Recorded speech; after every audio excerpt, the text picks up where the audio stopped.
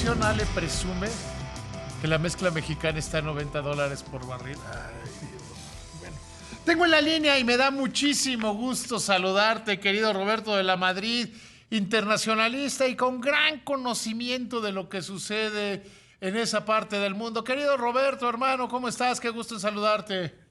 Querido hermano, ¿cómo estás? David, es un placer estar contigo y estoy a tus órdenes, y más en estos momentos de crisis que hay un río revuelto de confusiones y falsas verdades y mentiras a medias, y bueno, a tus órdenes, David. Oye, querido hermano, a ver, ayúdame a explicarle a la gente qué está pasando, qué es la realidad de lo que está pasando y para luego seguir hacia dónde va todo esto. Sí, bueno, es muy difícil entender el concepto Ucrania porque depende de quién, o sea, para quién está pasando las cosas ahí. Por ejemplo, para Antonio Guterres, el secretario general de la ONU, bueno, pues está pasando una tragedia porque pues Rusia es el muy malo y hasta se puso a llorar ahí en la ONU pidiéndole a Rusia que por favor retire las tropas. Para Putin lo que está pasando es lo mejor que puede pasar porque no le hicieron caso los de la OTAN y Estados Unidos. Para Biden, pues no es una tragedia, más bien es no sabe qué hacer, es un momento de crisis porque le ha quedado grande el saco y no sabe bien cómo resolver el asunto. Bueno, esto es para empezar porque la gente dice, bueno, lo que pasa es que está pasando esto y los que le van a Putin, pues dicen viva Putin, los que le van a Estados Unidos, pues mal por Estados Unidos, no se defendió, no tuvo fuerza, y luego Trump sale a decir, si yo hubiera estado aquí en el poder, no hubiera hecho esto Putin, pero además alaba lo que hizo Putin como genio. Desde mi punto de vista, lo que está pasando, debido a que desde hace 9 años he revisado la historia y he estado en noticieros internacionales viendo paso a paso lo que ha pasado en Ucrania, yo lo que te puedo decir es que el argumento que tiene Putin es sólido porque Putin ha sido acosado, engañado y le han mentido mucho. ¿De qué estoy hablando? Bueno, estoy hablando de que las fuerzas de la OTAN, que es la Organización del Tratado del Atlántico Norte, que es la Alianza Atlántica, que es liderada por Estados Unidos militarmente y luego todos los demás, las potencias occidentales nucleares, como Francia, como el Reino Unido, tenían un compromiso con la Unión Soviética y también con Rusia, de que no se acercarían una vez que se desmembró la Unión Soviética. Aún así hicieron otro acuerdo en que no se acercarían militarmente a las fronteras de Rusia. Y en los últimos 10 años, la OTAN lo que ha hecho son cada vez más ejercicios, más tropas hacia Polonia, hacia Rumania. Entonces esto ha molestado a Moscú y ha dicho, por favor, no se acerquen, porque ya habíamos quedado en esto. No les gustaría que nosotros pusiéramos misiles en Cuba. Ya si tú te acuerdas de la historia, hubo una crisis de los misiles cuando ya la gente creía que era la Tercera Guerra Mundial. Bueno, en los 60. Entonces, después de muchos, Putin dijo, no, pues no me hacen caso, me siguen engañando. Luego Donald Trump se sale del tratado del INF de misiles de medio alcance que pueden alcanzar en menos de 7 o 10 minutos Moscú, y entonces dice, no, esto no puede ser, ¿no? Y empieza a presionar con una supuesta invasión a Ucrania. ¿Para qué?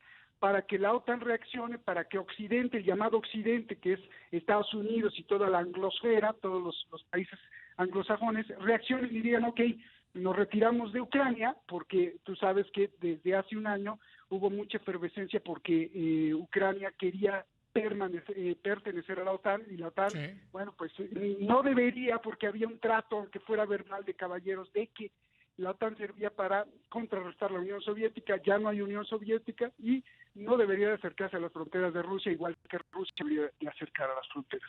Entonces, este acoso que ha sufrido Rusia sí es un argumento fuerte para Putin decir, bueno, ya basta, ¿no? Pero la historia también nos ha enseñado, esto no quiere decir que defienda a Putin porque me cae muy mal, la historia nos ha enseñado que tanto Occidente, Estados Unidos, como Rusia y como Putin, pues todos somos mentirosos, ¿no? Porque estuvo diciendo 3 meses antes que no iba a haber ataque hacia Ucrania, que no se preocuparan, que solo eran ejercicios militares, que una vez que se acabaron los ejercicios militares en Bielorrusia, que es la frontera también con Ucrania, pues las tropas de Rusia se retirarían, y pues que no es cierto, y no fue cierto, y efectivamente atacó Ucrania. Su argumento segundo es que, y esto pasó también con Crimea, que en la parte que pega hacia Rusia, hacia el Mar Negro, hay un pueblo gigantesco, que estoy hablando de la región Donbass, hay un pueblo gigantesco que son prorrusos más que proucranianos, una parte separatista, algo así como, por ejemplo, no quiero decir Yucatán, ni quiero decir Cataluña, pero siente que se ha querido separar y que le apuesta más al modelo ruso, porque, bueno, Sí, pues... sí, sí, habrá que recordar que Yucatán decidió en su momento sí, exacto. si se quedaban como un país independiente, si se anexaban a Guatemala o si se anexaban a la República Mexicana. Hasta bandera Claro. tenían. Entonces, te hice toda esta introducción porque el argumento, o sea, el acoso que ha sufrido Rusia, que le sirve o le cae como anillo al dedo para que Putin diga, pues ahora me aprovecho, porque pues también los ideales de Putin es restablecer el poderío ruso que tenía la Unión Soviética, y ve a Rusia como esa Rusia imperial no ha podido ser, o que no ha podido salir a mandar en el mundo, como pasó con la Unión Soviética, y tienen esa melancolía clavada hasta los huesos por querer volver a hacerlo. Y dijo, ahorita es el momento. Y entonces viene el segundo argumento. El pueblo prorruso que está en la región de Donbass ha sufrido efectivamente de un genocidio. ¿Por qué? Porque en Ucrania, y esto no quiere decir que todos los ucranianos sean así, en Ucrania hay muchos supranacionalistas, supremacistas, que se sienten una raza pura y que se han incluso denominado como ucranazis, y quieren exterminar a todos los que se quieren separar de Ucrania, y además los eliminan desde el 2014, cuando se anexó Crimea.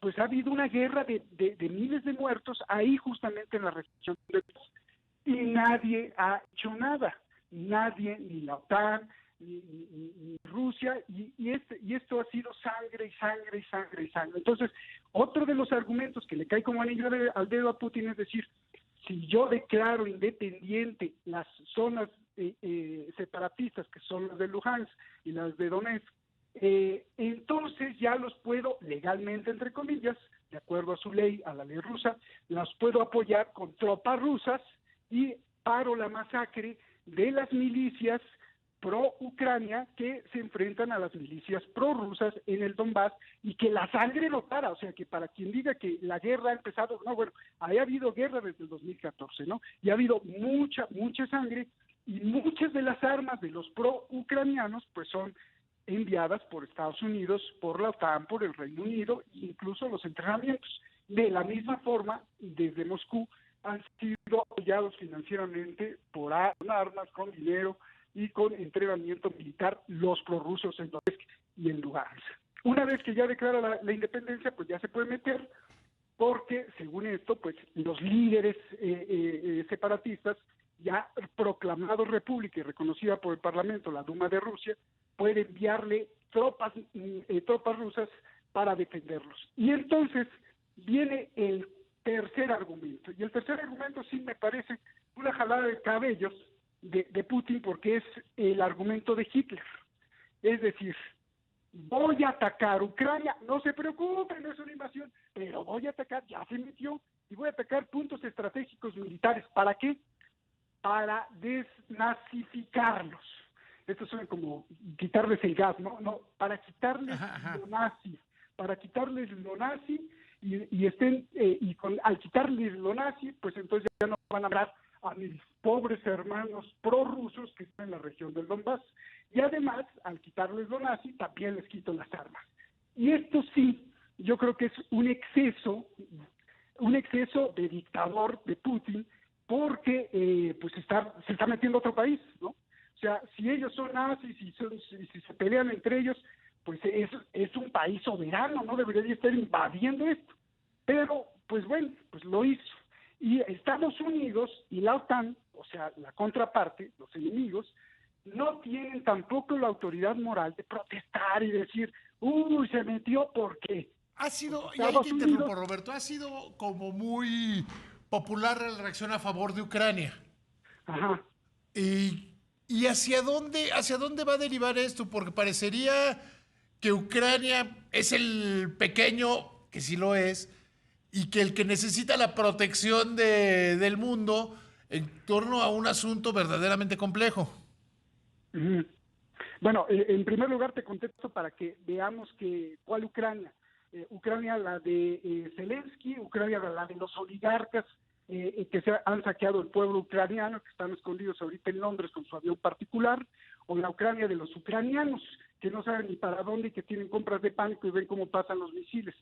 El asunto aquí es que a nivel geopolítico no es importante Ucrania. Lo que es importante es la jugada de ajedrez tanto de Putin como de Biden de quererse apropiar de esa zona indispensable para después controlar los conductos gasíferos y después mostrar Putin a su pueblo ruso y al mundo que sí tiene el poder de enfrentarse a Estados Unidos y decir, mira, no me hiciste nada. Y probablemente, esa es tu respuesta a tu pregunta, probablemente no va a pasar nada y Estados Unidos no va a enviar a soldados y la OTAN no se va a arriesgar a ir a defender a los pobres, entre comillas, hermanos ucranianos, cuando desde hace 15 años los está financiando con armas, les está enviando armas por debajo del agua, haciéndoles creer como pasó con Polonia en la Segunda Guerra Mundial,